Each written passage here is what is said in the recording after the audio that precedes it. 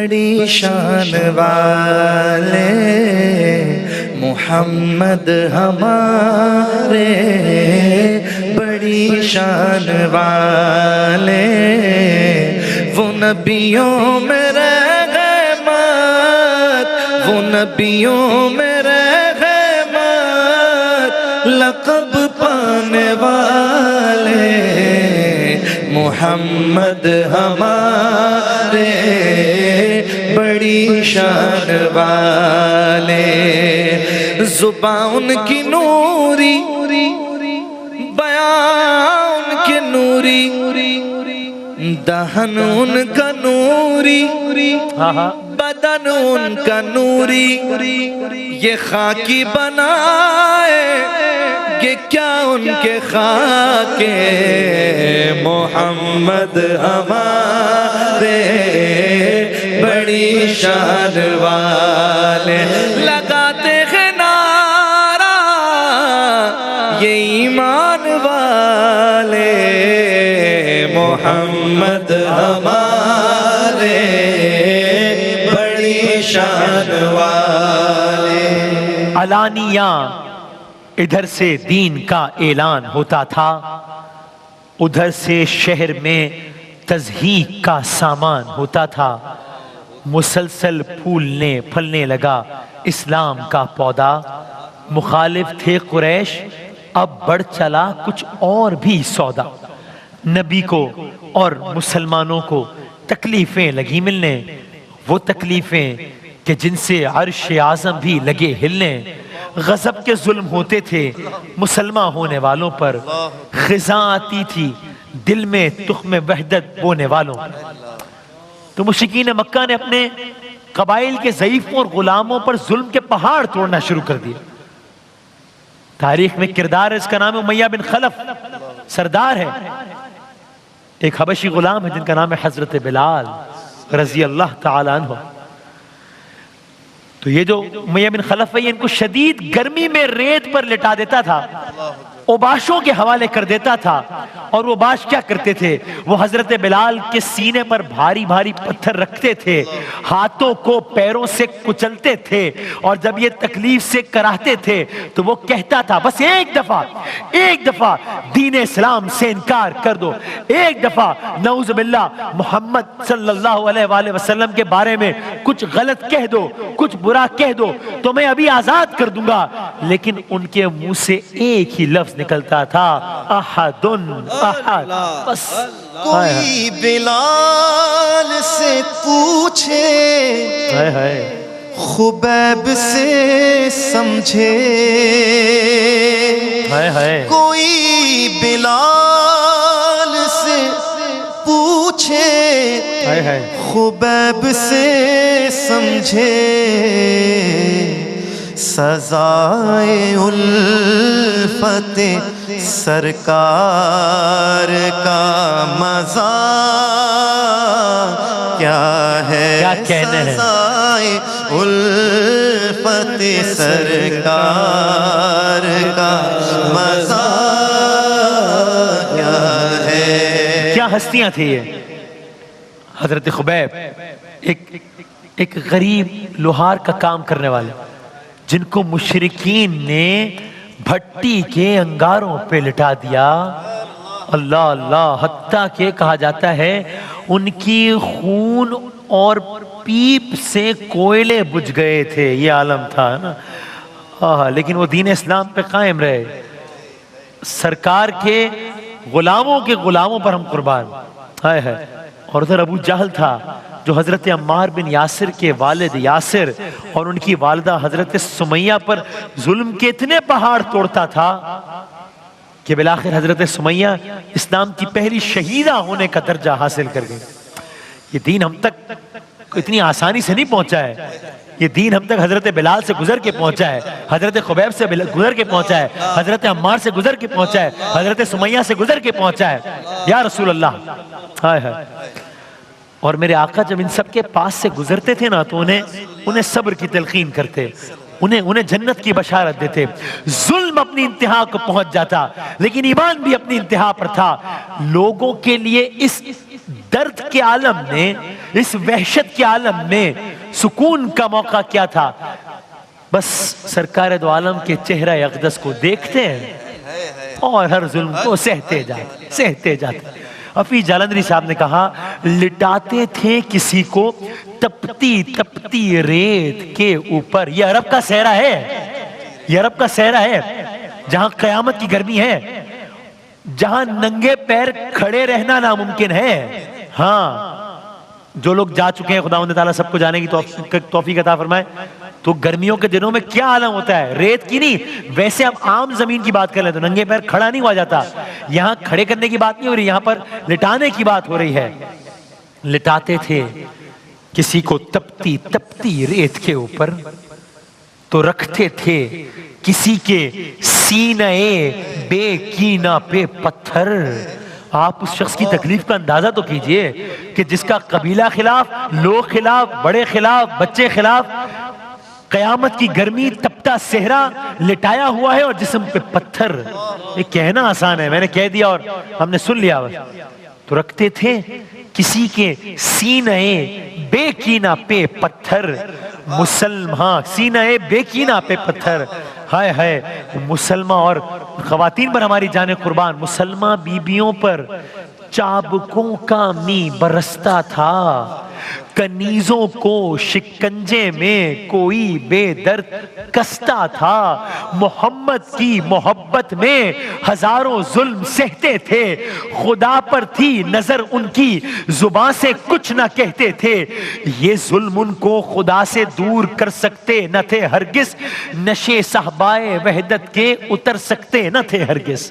کیا کہا، کیا خوبصورت تشبیہ دی کہ نشے صحبائے وحدت، کچھ پتہ ہی نہیں چلتا تھا، نشے صحبائے وحدت کے اتر سکتے نہ تھے ہرگز. اب اسلام پھیلتا گیا، ہر محاذ پہ مشرکین مکہ کو شکست ہوتی رہی.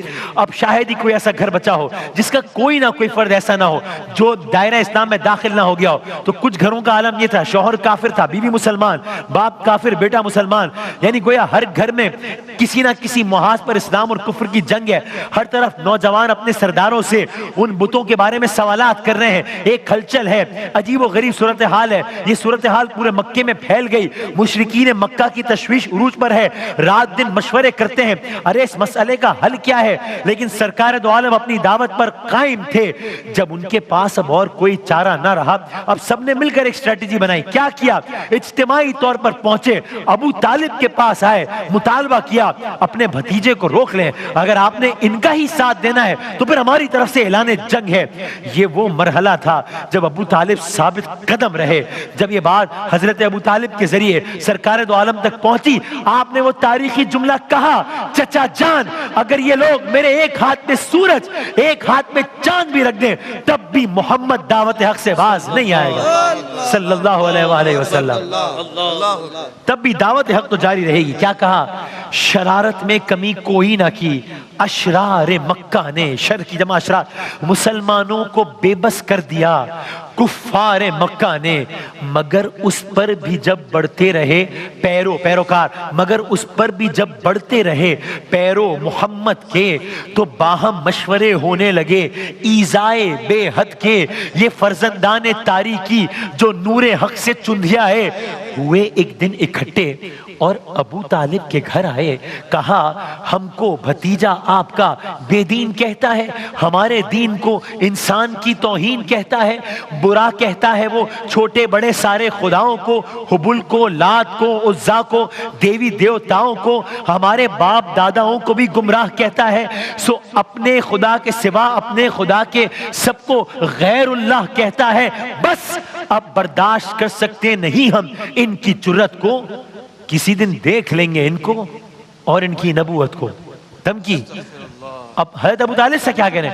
تم ان کا ساتھ چھوڑو یا کرو تنبیہ، سمجھاؤ، ورنہ کیا ہوگا، وگرنہ جنگ کا سامنا کرو میدان میں. اب یہ بات یہاں تک پہنچ گئی. سرداران قریش کی ان دھمکیوں اور شکایتوں کے جواب میں سرکار دو عالم کے عزم اور استقلال میں کئی زیادہ اضافہ ہو گیا. آپ نے بڑے پرعزم انداز میں چچا کے سامنے دو ٹوک انداز سے اپنی دعوت کے کام کو جاری رکھنے کا اعلان فرمایا. کیا کہا؟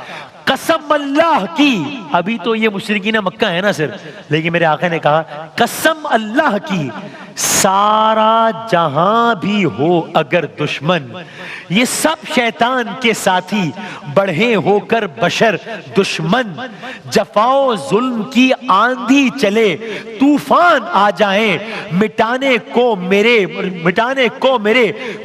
کو مجھے شداد اور حامان آ جائیں، کسی دھمکی کی ڈر سے میرا دل اب کھٹ نہیں سکتا، مجھے یہ فرض ادا کرنا ہے، اس سے ہٹ نہیں سکتا۔ واہ واہ واہ، کیا بات ہے، سبحان اللہ سبحان اللہ، اللہ اکبر۔ کسی دھمکی کے ڈر سے یا رسول اللہ میرا دل کھٹ نہیں سکتا، مجھے یہ فرض ادا کرنا ہے، اس سے ہٹ نہیں سکتا، میرے ہاتھوں میں، چونکہ بڑے بڑے لالچ بھی دیے تھے نا نادانوں نے، بیوقوفوں نے، کہ یہ لے لو یہ لے لو، میرے ہاتھوں، میرے آقا نے بات ہی ختم کر دی، یہ ایک پالیسی سٹیٹمنٹ دیکھیں، میرے ہاتھوں میں لا کر چاند اور سورج بھی گر رکھ دے، میرے پیروں تلے روئے زمیں کا مال و زر رکھ دے، خدا کے کام سے میں باز ہرگز رہ نہیں سکتا، یہ وہ جھوٹے ہیں، میں جھوٹوں کو سچا کہہ نہیں سکتا،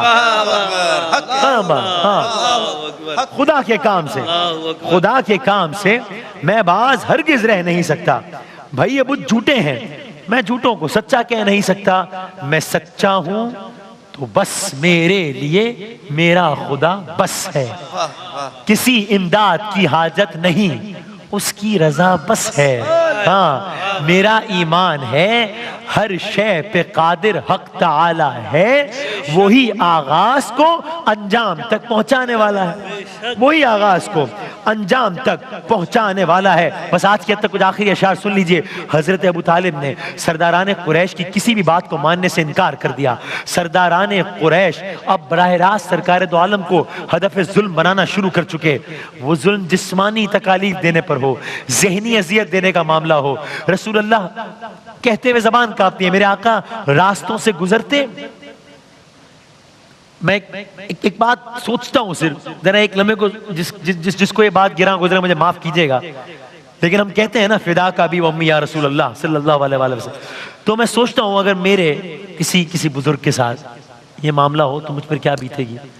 اب یہ کوئی کمپیریزن تو ہے نہیں الگ ہے، اب یہ وجہ تخلیق کائنات کا منظر ہے کہ سرکار دو عالم راستوں سے گزرتے، مکے کے کیا وہ اور کیا ان کی اوقات، لیکن مکے کے اوباش لوگ آوازیں کستے، کوئی جادوگر کہتا، کوئی کہتا ساحر ہیں، کاہن ہیں، یہاں تک کہ ابو لہب کی بیوی تبت یدا ابی لہب وتب، کل سنا آپ نے، سرکار دو عالم کی راہ میں اور گھر کے سامنے کانٹے بچھاتی، سرداران قریش تمسخر اڑاتے ہیں، آپ کے سامنے آپس میں باواز بلند گفت و شنید کرتے اور ہنس کے کہتے کہ بھئی سنو یہ ہے جن پر اللہ نے وحی نازل کیا، اس انداز سے یہ ہیں ان پر اللہ نے وحی نازل کیا، اس طرح آپ سے نبوت کے حق ہونے کی نشانیاں مانگتے ہیں۔ یعنی مختصر یہ کہ مرد، عورت، جوان، بوڑھے، سردار، غلام، کوئی ایسا نہیں تھا کہ جس کو اذیت دینے کا موقع ملتا اور وہ اس موقع کو ہاتھ سے جانے دیتا، ایسا کوئی بھی نہیں تھا۔ نبی کریم خاموشی سے ہر دکھ سہتے اور دعوت کا کام جاری رکھے ہوئے۔ معاملہ صرف یہی نہیں تھا، انہوں نے آپ کو لالچ کے طور پر بادشاہت کی آفر کی، مال و دولت کی پیشکش کی، میرے آقا نے ہر پیشکش کو ٹھکرایا اور ایک ہی بات پہ قائم رہے، بس یہ کہا کہ تم لوگ کلمہ پڑھ لو تو عرب تمہارے زیر نگی اور عجم تمہارے پیچھے ہو جائیں گے۔ ہاں تو بس اس پر تفصیلی گفتگو کل کریں گے، آج کے تک بس یہ آخری مصرع سنتے جائیے۔ پیمبر دعوت اسلام دینے کو نکلتے تھے، نوید راحت و آرام دینے کو نکلتے تھے، اور یہاں سے پیمبر نکلے وہاں سے قریش نکلے، پیمبر کس عالم میں نکلے؟ پیمبر دعوت اسلام دینے کو نکلتے تھے، نوید راحت و آرام دینے کو نکلتے تھے، اور وہاں سے نکلتے تھے قریش اس راہ میں کانٹے بچھانے کو، وجود پاک پر 100 طرح کے ظلم ڈھانے کو، قریشی مرد اٹھ کر راہ میں آوازیں کستے تھے، یہ ناپاکی کے چھرے چار جانب سے برستے تھے، قریشی عورتیں کانٹے بیابانوں سے لاتی تھیں، گزرگاہے گلے گلزارے وحدت میں بچھاتی تھیں، کلام حق کو سن کر کوئی کہتا تھا یہ شاعر ہے، کوئی کہتا تھا کائن ہے، کوئی کہتا تھا ساحر ہے۔ تو ایک طرف یہ ظلم، اور میرے آقا نے کس طرح اس پر رسپونڈ کیا، یہ ہم کلرز کریں گے انشاءاللہ۔